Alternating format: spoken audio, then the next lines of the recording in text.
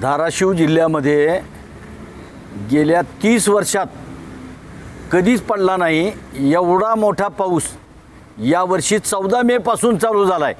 तो आज या तारखेला आजच्या दिवसापर्यंत तो पडलेला पाऊस आहे तो इतका मोठा आहे की आज जिल्ह्यामध्ये 1150 मिलीमीटर ते 1200 मिलीमीटर पर्यंत पाऊस पडला आहे। इतका तुफान पाऊस पडला आहे की या जिल्ह्यातल्या शेतीचा मसनवाटा झाला आहे।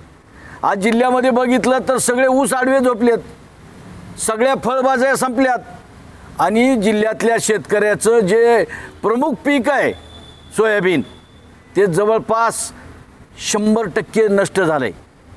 जिल्ह्यातले हजारो गोठे शेतकऱ्याच्या जनावराचे या पुरानं वाहून गेलेत, शेततळे फुटलेत, बांध फुटलेत, विहिरी नाले ओढे या जिल्ह्यातल्या सगळे नद्या ओव्हरफ्लो झाल्यात। एवढा वाईट प्रसंग या जिल्ह्यामध्ये कधीच आला नाही।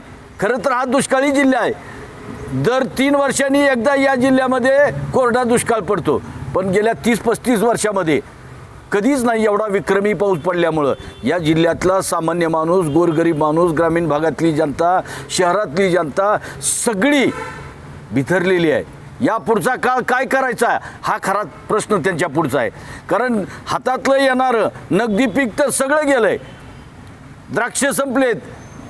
आता इतका 4 महिने पाऊस पडला आहे की उद्याचं द्राक्षासारखं पीक, डाळिंबाचं पीक कुठलंच येणार नाही बागायती आणि जिरायती तर सगळं संपलं आहे। आई तुळजाभवानीलाच आमची प्रार्थना आहे की आई जगदंबे की आता ही पाऊस थांबव आणि ही पाऊस थांबवत असताना या जिल्ह्यातल्या अधिकाऱ्यांना सद्बुद्धी दे।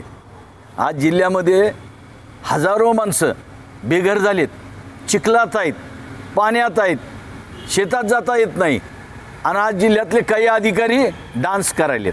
आमचा त्यांच्या डान्सला विरोध नाही, पण वेळ काळ बघा। इतक्या वाईट वेळेमध्ये जर तुम्हाला हे सुचत असेल तर सरकारनं यांच्यावर कारवाई केली पाहिजे, यांना जाब विचारला पाहिजेत।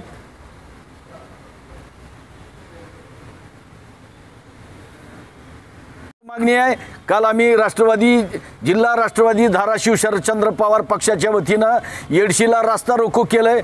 आम्ही त्या रास्ता रोकोमध्ये शासनाला विनंती केली की आमच्या जिल्ह्यामध्ये ओला दुष्काळ जाहीर करा, हेक्टरी 50,000 रुपये अनुदान येत्या आठवडाभरामध्ये द्या आणि आमच्या शेतकऱ्याचं पीक कर्ज जे आहे ते सरसकट माफ करा। ही आमची प्रामुख्यानं या सरकारच्याकडं मागणी आहे आणि या पुढच्या काळामध्ये जर सरकारनं याच्यावर निर्णय घेतला नाही तर आमचं तीव्र असं आंदोलन आम्ही सरकारच्या विरोधात करू, ही आमची या प्रसंगी भूमिका आहे। सरकार जे आणि NDRFचे जे नियम आहेत ते इतकं वेगवेगळं वाटते, सामान्य माणसाला कळतं। आज सगळी जनता सुशिक्षित झाली। सांगली कोल्हापूरकडं पूर आलेल्या वेळेस दिलेले पैसे आणि आज सरकारनं आमच्याकडे दिलेले पैसे खूप तफावत आहे।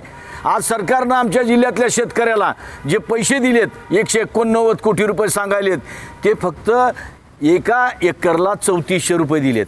मी आपल्या सगळ्या माध्यमाच्या वतीनं सरकारला सांगू इच्छितो की मायबाप सरकार 3400 रुपये म्हणजे 6 दिवस गड्याचा रोजगार सुद्धा होत नाही। 6 दिवसानं 1 एकर दुरुस्त कसं करायचं आणि ते एकर दुरुस्त करून पेरायचं कसं, हा सगळा गहन प्रश्न शेतकऱ्याच्या पुढे आहे। या 15 दिवसामध्ये या जिल्ह्यामध्ये 17 शेतकऱ्यांनी आत्महत्या केल्यात। मागच्या 1 वर्षामध्ये प्रतिदिन म्हणजे प्रति महिना 14 शेतकऱ्यांनी आत्महत्या केलेला हा जिल्हा आहे। तरीही आत्महत्याच्या मागं सुद्धा एक असं मोठं आता समाजकारण दडलंय, कारण काही लोक आत्महत्या केलेली मराठा समाजाची सांगना गेलेत, कारण त्यांच्या मुलाचं आत्महत्या केलेल्या कुटुंबाच्या मुलाचं लग्न होईना गेलेत। त्यामुळं शेतकऱ्यानं जरी आत्महत्या केली तरी आज लोक 5-6%, 10% लोक सांगायला तयार होत नाहीत। दुसरं मेडिकलचं कारण सांगायलेत।